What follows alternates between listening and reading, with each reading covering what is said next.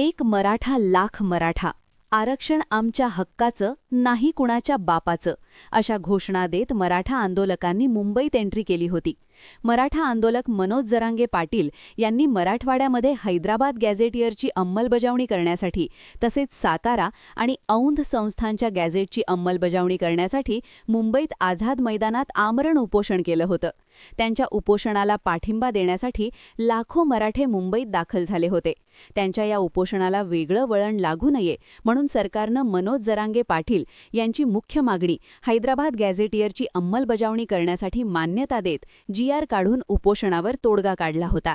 त्यामुळे ज्यांच्या हैदराबाद गॅझेटमध्ये नोंदी सापडतील आणि ज्यांच्याकडे पुरावे सापडतील अशा मराठा बांधवांना कुणबी प्रमाणपत्र मिळण्याचा मार्ग मोकळा झाला होता.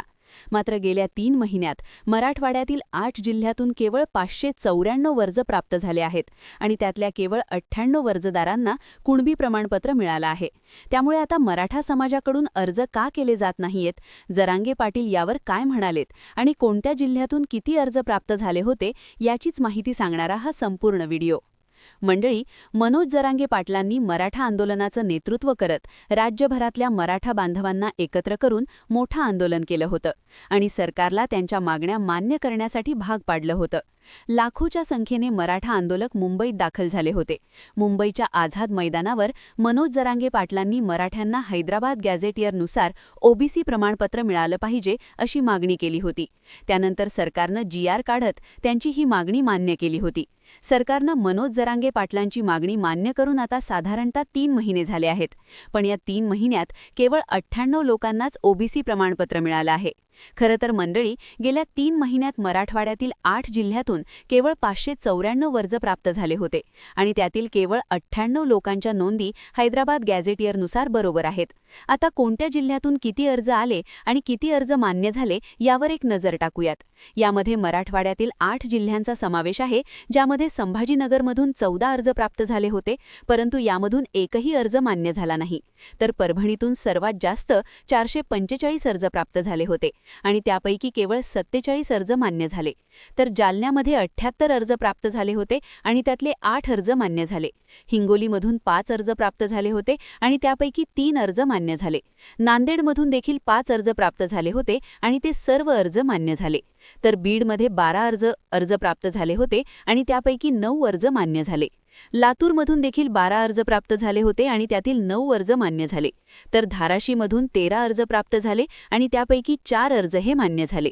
एकंदरीत ही आकडेवारी बघता मराठ्यांनी एवढं मोठं आंदोलन केलं, पण अर्ज करायला मात्र मराठे मागे का सरकले, यावर आता मराठा आंदोलक मनोज जरांगे पाटील यांनी आपली प्रतिक्रिया दिली आहे. ABP माझाच्या एका वृत्तानुसार मनोज जरांगे पाटलांना जेव्हा मराठा समाजाचे अर्ज कमी प्रमाणात येत आहेत असा प्रश्न विचारला गेला, तेव्हा ते म्हणाले की आमचे खेड्यापाड्यातले लोक गरीब आहेत. गरिबांना लवकर लक्षात येत नाही की अर्ज कसा करायचा. गाव पातळीवर ज्या समित्या गठीत करण्याचं ठरलेलं आहे ते अद्याप झालेलं नाही. त्यामुळे लोकांना अर्ज कुठे करायचा हे समजत नाही.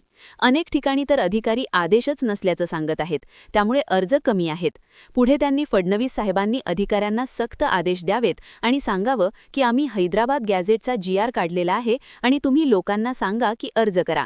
ज्यानं अर्ज केलेला आहे त्याला तातडीनं कुणबी प्रमाणपत्र द्या, असे आदेश मुख्यमंत्री देवेंद्र फडणवीस यांनी दिले पाहिजे. पुढे मनोज जरांगे पाटील म्हणाले की मुख्यमंत्री साहेब आणि विखे पाटील साहेबांना सांगणं आहे की तुम्ही मराठा समाजाच्या हितासाठी GR काढलेला आहे.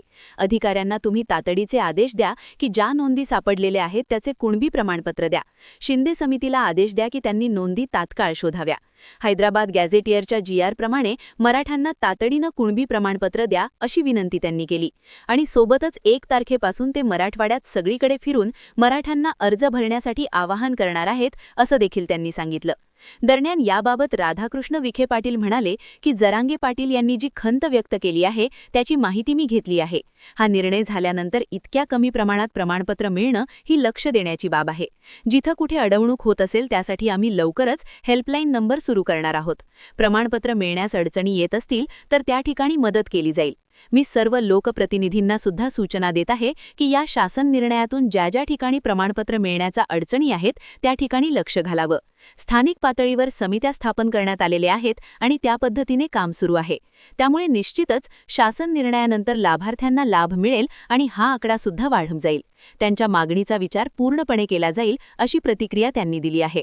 पण मंडळी, हैदराबाद गॅझेटियर नंतर अर्जदारांची संख्या जरी कमी झाली असली तरी हे गॅझेटियर लागू होण्याच्या आधीच जुन्या शासन निर्णयानुसार 2,65,000 अर्ज प्राप्त झाले होते आणि त्यातल्या 2,63,000 लोकांना कुणबी प्रमाणपत्र देण्यात आलं आहे, अशी माहिती संभाजीनगरचे विभागीय आयुक्त जितेंद्र पापळकर यांनी माध्यमांशी बोलताना दिली आहे.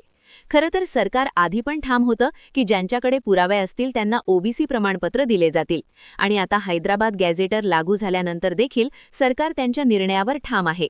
ओबीसीमध्ये यायचं असेल तर पुरावा द्या, नोंदी दाखवा.